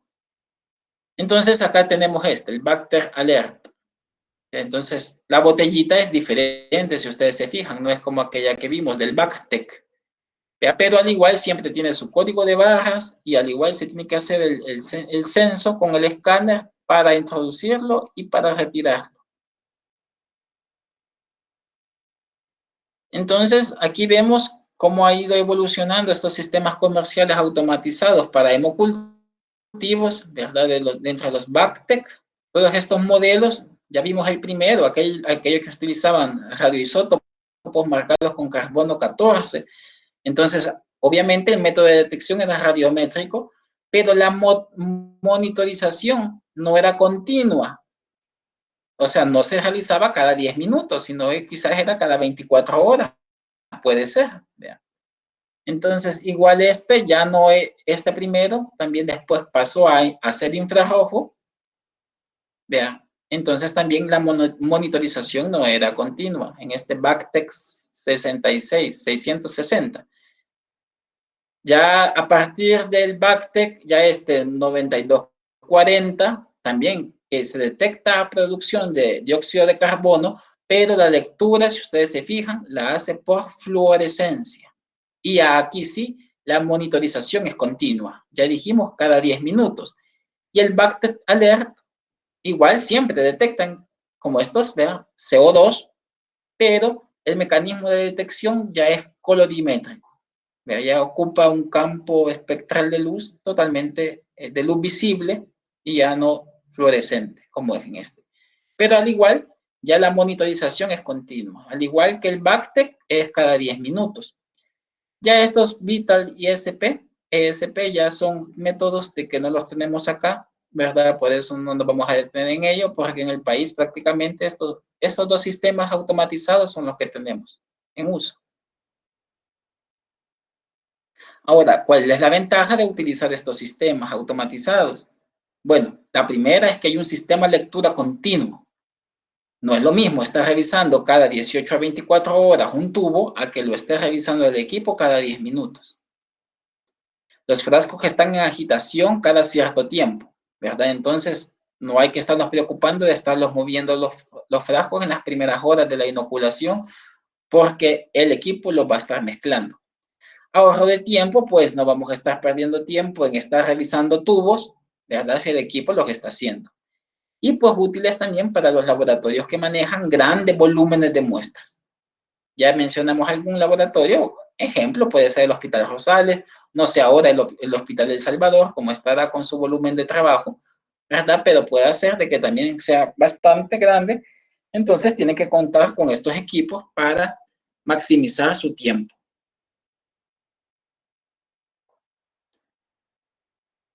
Características que deben de tener el medio de cultivo para la siembra inicial, o sea, el caldo de cultivo inicial. Decimos de que va a ser difícil lograr un medio de cultivo ideal en el que se puedan desarrollar tanto microorganismos aerobios facultativos exigentes o no, como gérmenes anaerobios y hongos. Entonces, no tenemos un medio de cultivo universal como para decir, este es el más mejor, ya, como así decimos, este es el más mejor de todos los caldos, o este caldo me va a aislar tanto aerobios, anaerobios, facultativos, hongos, me va a aislar micobacterias, me va a aislar todo. No hay un medio de cultivo universal, ¿vea? Un medio para hemocultivo universal. Entonces, allí dependiendo del estudio que se quiera hacer, entonces así va a seleccionar el hemocultivo. Generalmente los que tenemos a la disposición pues son frascos para hemocultivos para aerobios y aerobios facultativos, anaerobios facultativos. Pero tenemos que tener en mente de que hay frascos para hemocultivo que son para anaerobios. Hay frascos de cultivos que son para micobacterias. Bueno, se sospecha que hay una micobacteriosis ya a nivel del sistema circulatorio, que hay hemocultivos también especializados para la búsqueda de hongos o principalmente levaduras en sangre. Aunque ya dijimos que las levaduras como cándida pueden crecer maravillosamente en un medio de cultivo para bacterias, pero también hay especializados para hongos. Entonces, no hay un medio universal.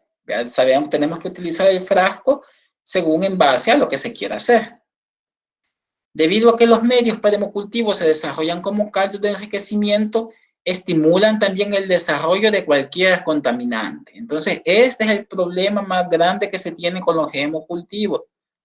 Como son medios enriquecidos, o sea, medios que permiten el crecimiento de cualquier bacteria.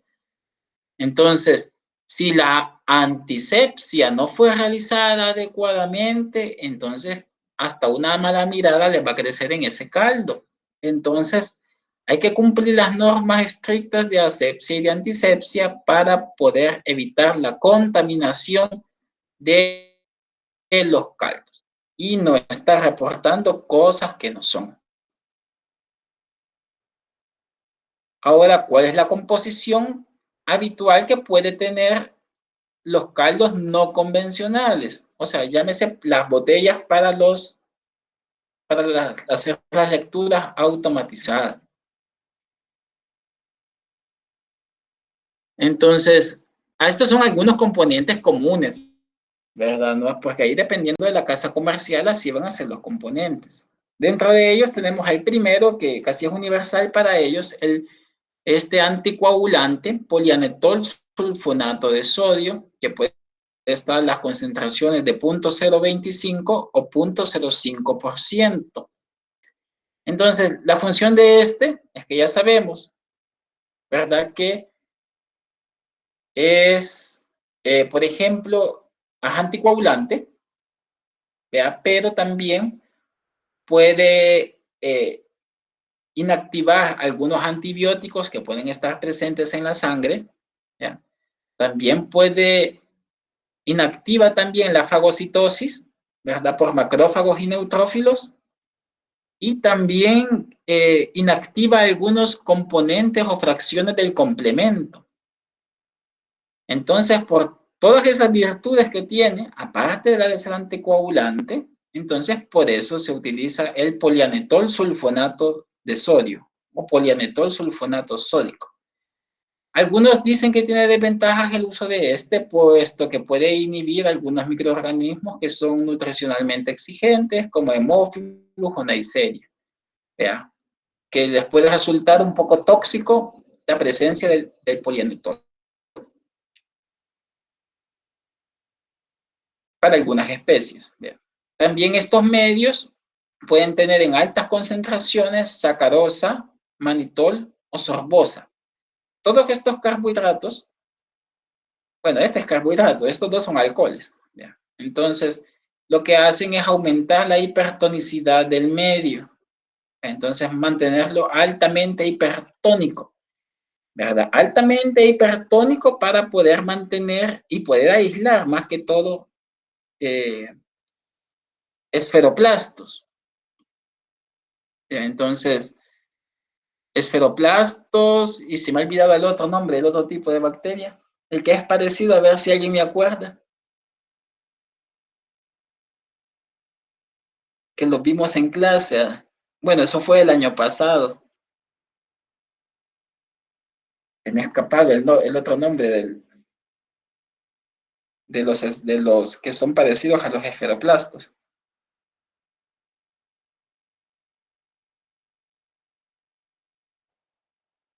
Pero como esos microorganismos lo que tienen es una pared incompleta, por algún motivo, por el uso de algún antibiótico, por ejemplo, o porque ya su naturaleza es así, entonces mantenerlo en un medio hipertónico, pues va a mantener la integridad del mismo microorganismo y va a facilitar su integridad.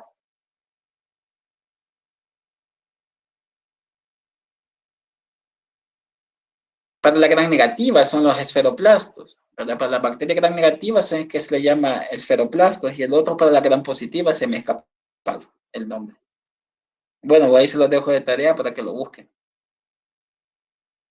Entonces, para mantener la integridad de la pared celular, entonces se mantiene a través de la hipertonicidad, ¿verdad? De esos esferoplastos, entonces la sacarosa, el manitol o la sorbosa.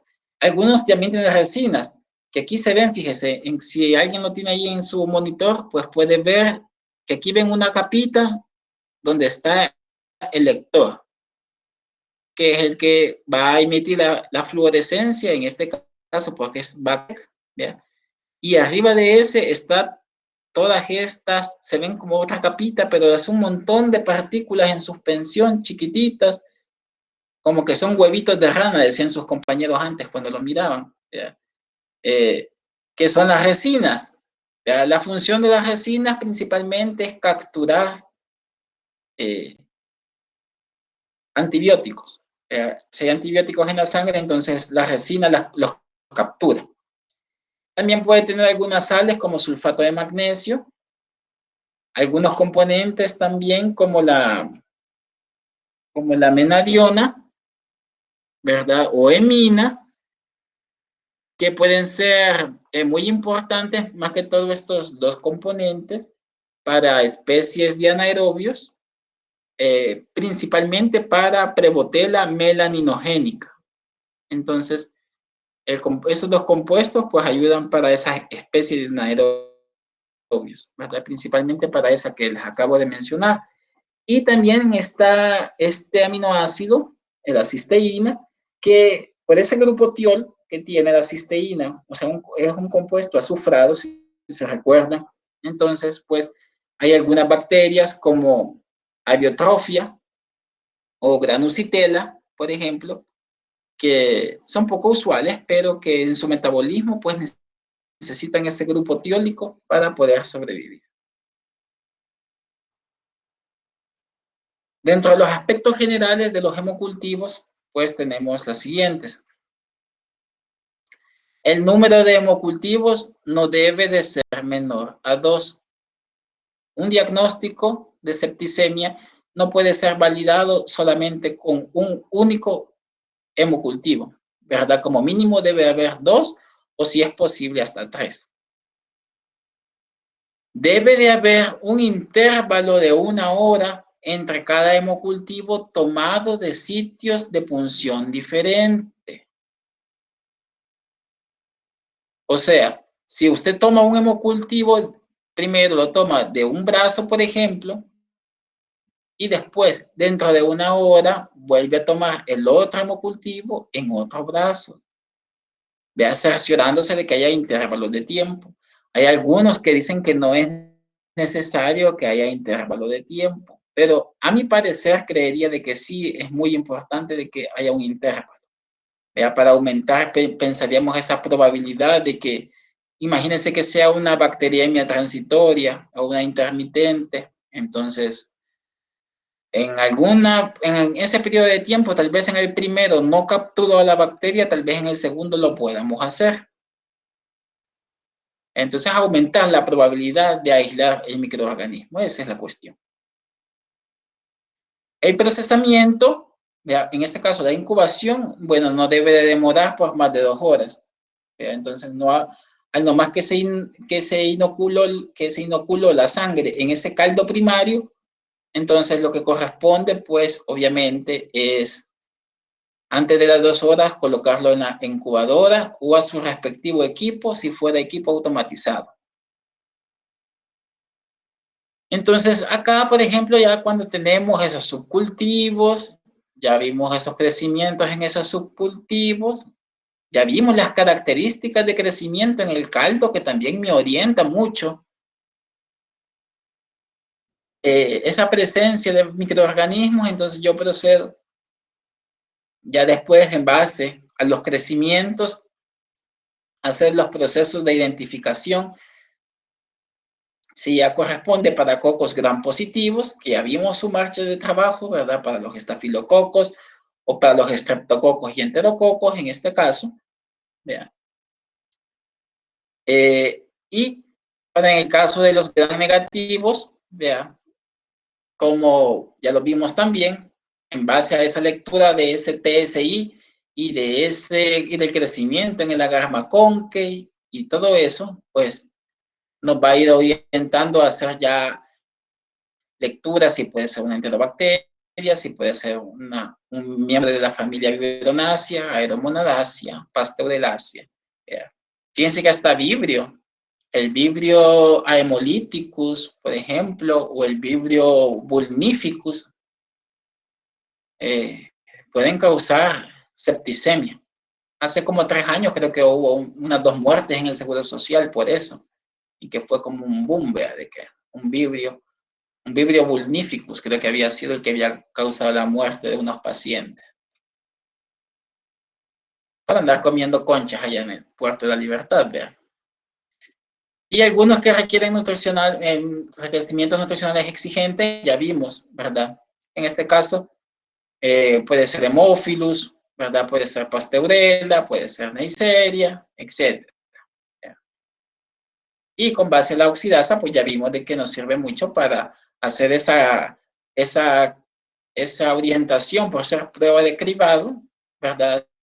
Si estamos frente a una enterobacteria, si nos encontramos frente a un bacilo gram negativo fermentador, entonces si es oxidasa positivo, probablemente estemos frente a una enterobacteria, o si es un bacilo gram negativo, no fermentador, que sea, allá puede ser oxidasa positivo o oxidasa negativo. Todo lo que nos diga ahí dependiendo del TSI, pues así va a poder ser un miembro de la familia Vibronaceae, Aeromonadaceae, Plesiomonas, o ya vimos también Pseudomonadaceae, algunas pseudomonas. Ahora, ¿cómo vamos a interpretar los resultados de un hemocultivo? Entonces, debemos de descartar si lo que nos ha crecido es un contaminante de la flora humana normal o un agente patógeno. Entonces, probables comensales, dice acá. ¿Qué van a ser probables comensales? O sea, crecimientos que no tengan validez. Crecimientos de especies de Bacillus, de Corynebacterium, de Propionibacterium acnes o Staphylococcus coagulasa negativo que solamente crecieron en uno de varios cultivos. Vea, por ejemplo, si en el primer hemocultivo les creció un Staphylococcus epidermidis, por ejemplo, y en el otro hemocultivo no creció nada, o les creció otro estafilococo diferente, entonces, obviamente, ese hemocultivo no tiene validez, está contaminado. O como les mencionaba, si crece algún corenaiforme que no sea patógeno, o algún tipo de bacillus que no sea patógeno, diferente a Anthracis, entonces no tiene validez. Crecimiento de varios microorganismos en uno solo de varios cultivos. Vea, si nos crecen más microorganismos, 2 o 3 microorganismos en un mismo hemocultivo o en varios, obviamente también no va a tener validez. Si en un hemocultivo en el primero les creció una Escherichia coli y en el segundo les creció un Staphylococcus aureus, igual, ¿vea? Entonces estamos pensando de que eso está contaminado por algún comensal. La presentación clínica o la evolución del paciente no son compatibles con la sepsis, ¿verdad? Ese microorganismo que se aisló clínicamente no representa, no es compatible con las manifestaciones clínicas que está teniendo el paciente, pero ya eso es en cuestiones mucho más clínicas.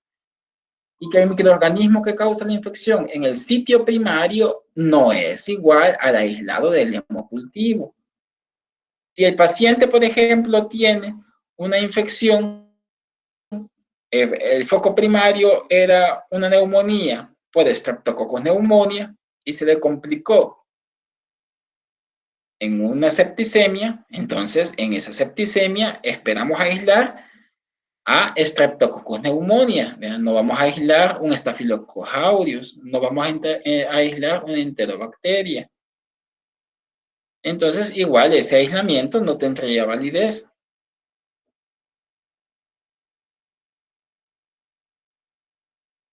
Probables patógenos. Ahora, ¿cuáles van a ser probables patógenos? Todos estos eran como probables comensales, probables contaminantes, ¿verdad? Que por A o B razón se falló en la técnica. Crecimiento del microorganismo en cultivos repetidos obtenidos en momentos diferentes o sitios anatómicos diferentes. Aquí está. Si yo aislé en el primer hemocultivo un Staphylococcus epidermidis y en el segundo hemocultivo un Staphylococcus epidermidis, y yo sé de que el paciente está en UCI, por ejemplo, con catéter venoso central, obviamente ese aislamiento tiene validez.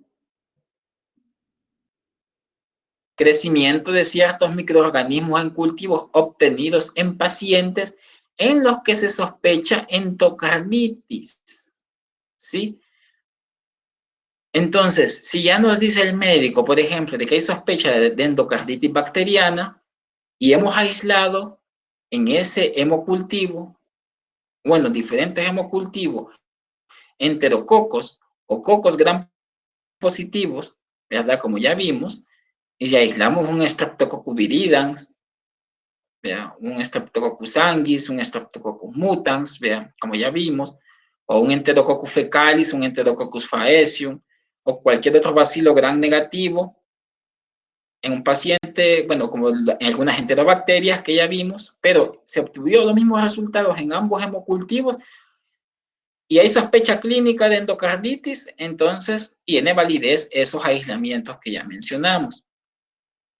Crecimiento de ciertos microorganismos como miembros de la familia Enterobacteriaceae, Streptococcus neumoniae, anaerobios gram negativos y Streptococcus piógenes. Entonces, miembros de la familia Enterobacteriaceae, llámese por ejemplo Salmonella typhi, un patógeno estricto, entonces, más que, obviamente, ese es un patógeno y no debe de estar en sangre. Bien. O Streptococcus pneumoniae o Streptococcus piógenes son patógenos, ¿verdad? Entonces no deben de estar presentes en sangre y no son comensales de la piel. O anaerobios gram negativos también, en ese caso, también se les va a dar validez a los aislamientos. Considerar si un paciente es inmunodeprimido o que tiene dispositivos protésicos, ¿verdad? Para dar validez a los aislamientos de la flora comensal. ¿Qué es lo que les estaba mencionando? Si el paciente tiene un catéter venoso central, si el paciente tiene una prótesis valvular, si el paciente tiene algún dispositivo médico en el que esté en contacto con la piel y el exterior, entonces a ese comensal que se pueda aislar, pues se le va a tener que dar validez. Pero esperando, óigase bien, de que ese mismo agente sea aislado en más de un hemocultivo. Si el reporte, si el reporte pues es positivo, utilizando los criterios que ya mencionamos, entonces va a decir, va a reportar el nombre de la bacteria aislada más su respectivo antibiograma, ya para el médico sepa qué antibiótico se puede utilizar.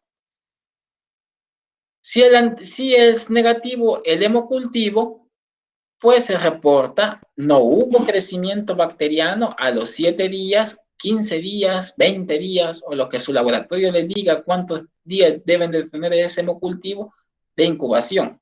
Aquí hemos puesto 7 días porque es lo habitual, ¿ya? Que 7 días es el tiempo mínimo en el cual se debe de tener un hemocultivo. Entonces, esta es la forma de reportar. No hubo crecimiento bacteriano a los 7 días de incubación.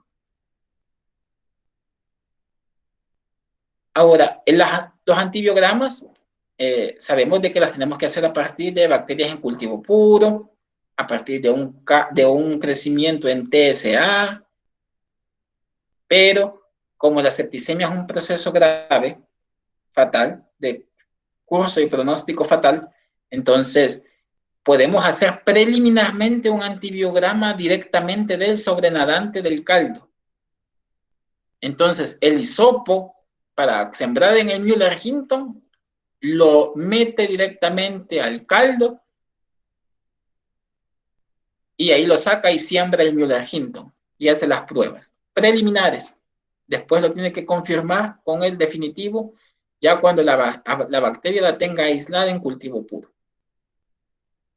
De las pocas excepciones de la regla. Ya vamos a ver más adelante que hay otra excepción que podemos hacer esto con los antibiogramas. Y creo que eso es todo.